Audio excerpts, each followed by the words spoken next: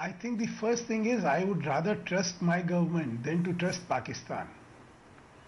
And as responsible citizens and as responsible polity, on certain vital issues, I think that should be the line which should be pursued. That if the Indian government says, no, we have not made any offer of talk, then it should be construed as that. Secondly, you know, what Pakistan has just did, I am looking at in the context of what happened with Sidhu in Pakistan. It was no coincidence that he was made to sit next to the Prime Minister of the Pakistan occupied territory of Kashmir. It was a deliberate move. The entire move of Bajwa hugging him was again, you know, orchestrated to send certain messages. What saddens me is that the irresponsible behavior of Sidhu, who's not only a cabinet minister, he represents a party which has also been besieged with this problem of Pakistan for so long. It was highly irresponsible on his part to have even gone there, because this was not sports, this is politics, and he is not gone as a sportsman, he is also the cabinet minister in Punjab. So when you look at the continuity of the mischief which has been perpetrated by Pakistan authority, it is very clear as to what the intent was. No, but are you saying, Sudhanshu ji, when you say that Sidhu shouldn't even have gone there, are you trying to say that there should be absolutely no engagement between Indian leadership at any level and Pakistani leadership? Because our Prime Minister himself had taken that initiative and reached Pakistan unannounced at Nawaz Sharif's birthday and that wedding get-together. Please understand that the responsibility and the strategy is the domain of the central government right now, and it should be best left to the wisdom of the central government as to how to negotiate these difficult curves. If people on their own initiative try and circumvent a strategy, I don't think it is a fair proposition. Vinod Sharma, you agree? Yeah, I mean, on certain issues, just one line. On certain issues, the polity of India must become mature to look at things holistically rather than settling political scores amongst ourselves. That would be in the larger interest of the country. And that is what should be looked at. Okay. Okay. No, Sharma, you wanted to comment? No, I quite agree with Sudhanshu ji that there's a saying कि पंचों की राय sir आंखों पर, लेकिन पतनाला वहीं गिरेगा.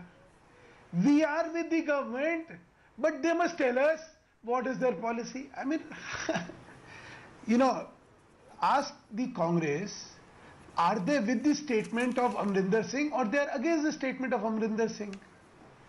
They have reinstated Manish Shankar Iyer, a man who goes to Pakistan and says, please help us in removing our Prime Minister. But no, but you clearly saying, the said, the better it is about. Sudhanshu, just 1 minute. No dialogue is what you are emphasizing. The better it is about.